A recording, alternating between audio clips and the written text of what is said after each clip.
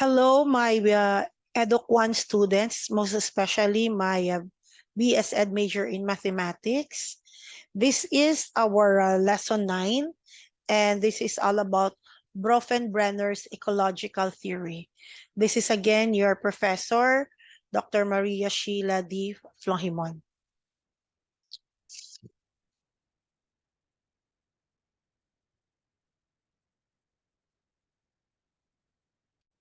So, Brofenbrenner's ecological theory is about a theory which views child development as a complex system of relationships affected by multiple levels of the surrounding environment, from immediate settings of family and school to broad cultural values, laws, and customs. So, to study the child's development, then we must look not only at the child and her immediate environment, but also at the interaction of a larger environment as well. So Brofenbrenner came up with a simple yet useful paradigm showing the different factors that exert influence on an individual's development. So this theory of Brofenbrenner points out the ever-widening spheres of influence that shape every individual, from his or her immediate family to the neighborhood, to the country, or even to the whole world.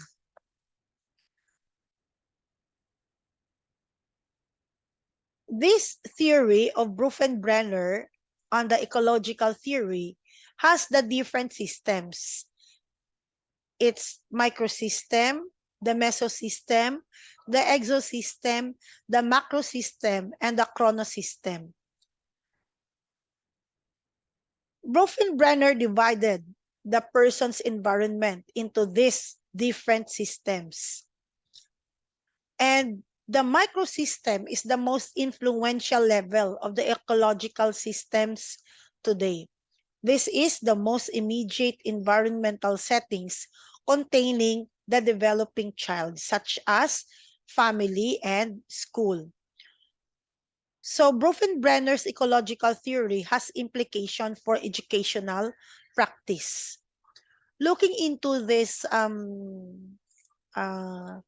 picture, this is the 5 ecological system, no, which are, this is the theory of Brofenbrenner: the microsystem, the mesosystem, the exosystem, the macrosystem, and the chronosystem. So on each of the layer, it says on how was the development of the child happens. How does this happens? How was the microsystem? How's the mesosystem? How was the exosystem? And how was the microsystem and the chronosystem? This model is also known as bioecological system. This theory presents child development within the context of relationship system that comprise the child's environment. It describes multi-part layers of environment that has an effect to the development of the child. So each layer of this in the picture is further made up of different structures. The term bioecological points out that the child's own biological makeup impacts as a key factor in one's development. Through the child's growing and developing body and in interplay between his immediate family or community environment and the societal landscape fuels and steers in his development. Changes or conflict in any one layer will ripple throughout other layers. So to study a child's development, then, we must look not only to the child and her immediate environment, but we also have to look into the interaction of the larger environment as well. So I am going to discuss each of the level on the picture, no, on the next slides. So the first of the layer, no, on the layer is microsystem. So as what I've said, the microsystem is the first level of Bronfenbrenner's theory and are the things that have direct contact with a child in their immediate environment. Who are those first contact, no, in his or in her immediate environment? They are parents, there is his or her siblings, teachers, and school peers. Relationships in microsystem are bidirectional, meaning the child can be influenced by other people in their environment and is also capable of changing the beliefs and actions of other people too. Furthermore, the reaction of the child to individual in their microsystem can influence how they treat them in return. The interactions within microsystems are often very personal and are crucial for fostering the support and supporting the child's development. If a child has a strong nurturing relationship with their parents, this is said to have positive effect on the child. Whereas if distant and unaffectionate parents will have a negative effect on the child. So I would like to pinpoint now on this layer that, again, if the child has a strong nurturing relationship with their parents, so meaning there is a positive effect on the child. But when there is a distant and an affectionate parent, while they grow up, also there is a negative effect on the child. So that is all about microsystem theory of Bronfenbrenner's ecological system. While the mesosystem encompasses the interactions between the child's microsystem, such as interactions between the child's parents and teachers or between school peers and siblings. That is the level. Now, going back to the picture, a while ago, I have discussed about microsystem. So, there is family, school, peers, neighboring playground, daycare center, religious, health services. Okay, that is the microsystem. Now, in the mesosystem, it is where persons' individual microsystems do not function independently, but are interconnected and assert influence upon one another. For example, or for instance, if a child's parents communicate with a child's teacher, this interaction may influence that child's development. So essentially, a mesosystem is also a system of microsystem. So in short, that in the mesosystem, parents communicate with a child's teacher. No? This interaction may influence the child development. Okay? So according to the ecological theory, systems theory, if the child's parents and teachers get along and have a good relationship, this should have a positive effects on the child's development compared to the negative effects on development if the teachers and parents do not get along with. So that is the reason why that teachers usually calls the attention of the parents during PTA or parent-teacher meeting because of it's a part of the growth of the children. There should have a connection, no, between the teacher and the parent. So the parent should also have to sometimes ask the teacher of how was their children inside the classroom. They have to see to it that they have this communication with the teacher. This is in the mesosystem. Now, in the exosystem, it is a component of the ecological systems theory developed by Yuri Bronfenbrenner in the 1970s.